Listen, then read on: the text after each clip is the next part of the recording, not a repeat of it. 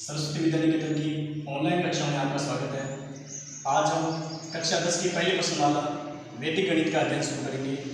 वैदिक गणित के अंतर्गत हम संख्याओं का वर्ग ज्ञात करना, घनफल ज्ञात करना, भाग करना और समीकरण को हल करना, ये सब चीज़ें सीखेंगे। तो सबसे पहले हम पहला टॉपिक शुरू करते हैं, वर्ग व घन। आपके जो कोर्स में है वो वर्ग व घन ज्ञात करने की निखिलम आधार उपादान विधि है। तो आधार विधि से हम किसी संख्या का वर्ग कैसे ज्ञात करते हैं ये हम करते हैं। तो सबसे पहले हम कोई एक संख्या लेते हैं, जैसे 17 है और 17 का हमें वर्ग ज्ञात करना है। तो सबसे पहले इसका आधार लिखेंगे। आधार, ये संख्या 10 के नजदीक है इसलिए हम इसका आधार लिख देते हैं 10। इसके नीचे हम इसका एक सूत्र लिख देंगे।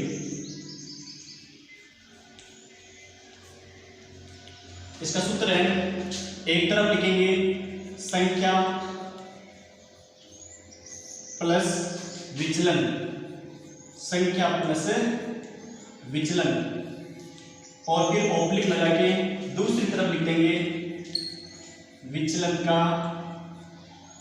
स्क्वायर। तो संख्या हमारे पास है 17 और प्लस इसका विचलन, विचलन यानी ये आधार से कितना अधिक है, 7 अधिक है, इसलिए इसका विचलन ले लेते हैं 7 और फिर ऑब्लिक लगा के लिख देंगे विचलन का स्क्वायर यानी 7 का स्क्वायर। तो 17 प्लस 7, 17 और 7 जोड़े तो हो गए 24 और फिर ऑब्लिक लगा के 7 का स्क्वायर यानी 7 को 7 से मल्टीप्लाई करना है, 7 को 7 से गुणा करेंगे तो आ जाएगा 49। फिर हम बराबर लिख देंगे, आधार में 1 0 है इसलिए हम इस खंड में केवल एक ही संख्या को रखेंगे।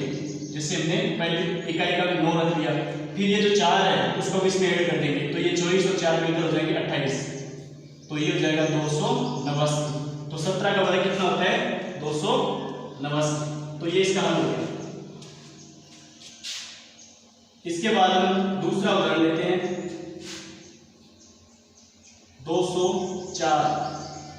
204 का हमें वर्ग करना है। तो इसके लिए भी हम सबसे पहले इसका आधार लिखेंगे। तो आधार बराबर 100 और अब ये संख्या जो है वो 100 के नजदीक नहीं है, ये 200 के नजदीक है, इसलिए हमें इसमें उपाधार भी लेना पड़ेगा। तो इसका हम लिख देते हैं उपाधार। तो उपाधार बराबर हो जाएगा इसका 200। अब ये 200 कैसे बना, 2 गुना 100, तो ये 100 तो इसका आधार हो गया और ये 2 हो गया इसका उपाधार है। तो इसको हम लिख देंगे उपाधार अंक, उपाधार अंक। तो उपाधार अंक बराबर हो जाएगा 2।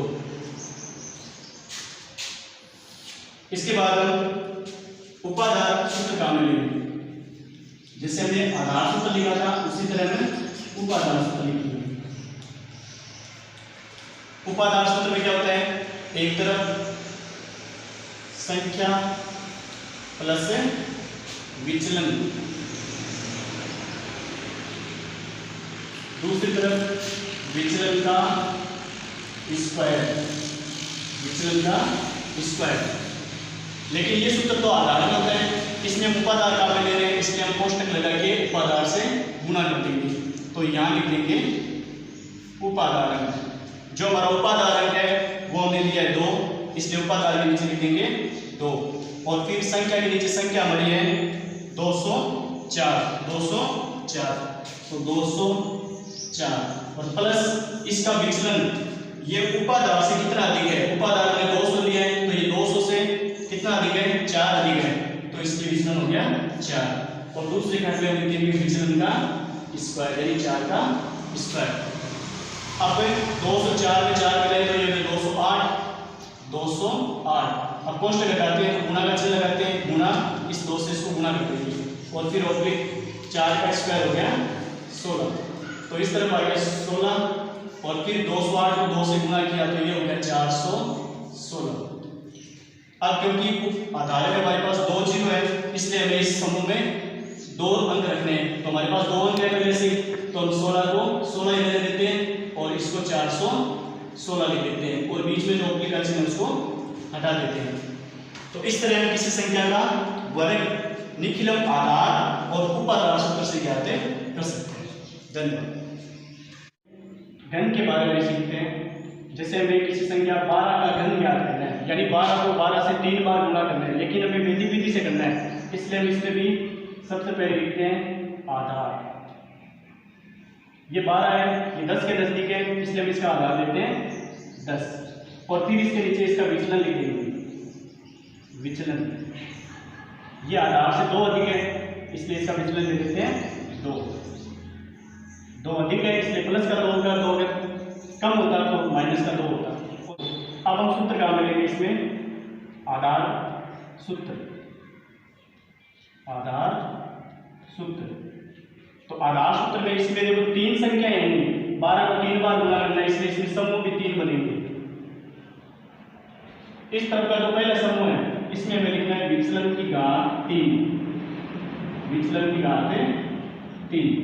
बीच वाले समूह में हमें लिखना है 3 गुना विचलन का स्क्वायर। 3 गुना विचलन का स्क्वायर। और पहले समूह में हमें लिखना है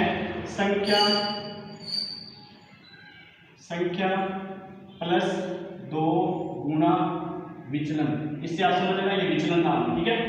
संख्या प्लस 2 गुना विचलन। तो संख्या के नीचे संख्या लिख देंगे, हमारे पास संख्या 12 प्लस 2 गुना विचलन के नीचे विचलन कितना है 2, फिर ऑब्लिक का चिन्ह, फिर 3 गुना विचलन कितना है, विचलन हमारे पास 2 था तो 2 का स्क्वायर। और तीसरे कॉलम में हम लिख देंगे विचलन की घात 3, यानी 2 की घात है 3।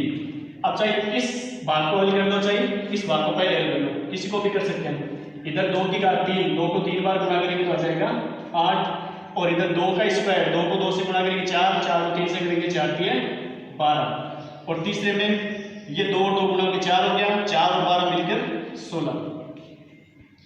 अब इसके बाद में हमें जो आधार में 0 है वो 1 है, इसलिए हम 1 अंक छोड़ते जाएंगे। तो इस पहले को हमने 8 को यहाँ छोड़ दिया, इस 2 को छोड़ दिया, इसके बाद में जो 2 के पास जो हासिल है इसको हम इसमें जोड़ देंगे, तो 16 और 1 कितना हो जाएगा 17। तो ये हो गया 1728। तो 12 की घात 3 यानी 12 का घनफल होता है 1728। तो ये इसका घनफल का सवाल है। निखिलम आधार विधि से घनफल ज्ञात किया था। अब हम निखिलम उपाधार विधि से किसी संख्या का घनफल ज्ञात करते हैं। जैसे कोई संख्या है 35 और 35 का हमें घनफल ज्ञात करना है, तो इसमें हम उपाधार सूत्र काम में लेंगे। उपाधार सूत्र, उपाधार सूत्र जैसे आधार सूत्र था उसी से उपाधार सूत्र बन जाएगा। इसमें भी हमें 3 खंड बनाने हैं। पहले खंड में लिख देंगे हम विचलन की घात 3, मध्य समूह में हम लिख देंगे 3 गुना विचलन का स्क्वायर। 3 गुना विचलन का स्क्वायर। और सबसे पहला जो समूह इधर बाईं तरफ से, इसमें हम लिख देंगे संख्या प्लस 2 गुना विचलन।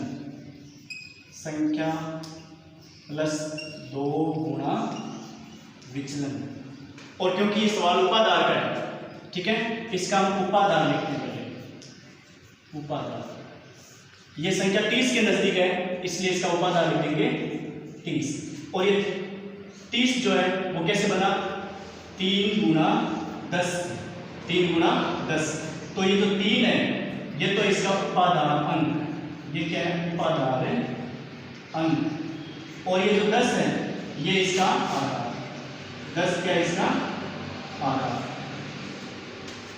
तो उपाधार से अलग करने के लिए यहाँ पे हमें उपाधार का स्क्वायर करना पड़ेगा, या कोष्ठक लगा देंगे और क्या लिख देंगे उपाधार का स्क्वायर। और यहाँ मध्य उपाधार से गुणा करेंगे उपाधार, ठीक है। अब हम लिखते जाते हैं उपाधार के नीचे उपाधार कितना था हमारे पास है 3, तो 3 का स्क्वायर कोष्ठक संख्या हमारे पास है 35 प्लस 2 गुना विचलन कितना था, विचलन लिखना है पहले। यहाँ पे विचलन ढूंढे थे, विचलन क्या लिखेंगे विचलन।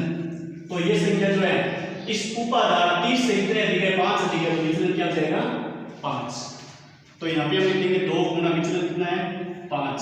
और दूसरे खंड में उपाधार कितना था 3 कोष्ठक 3 गुना विचलन जो 5 है 5 का स्क्वायर और 30 सेकंड में विचलन की घात 3 यानी 5 की घात है 3।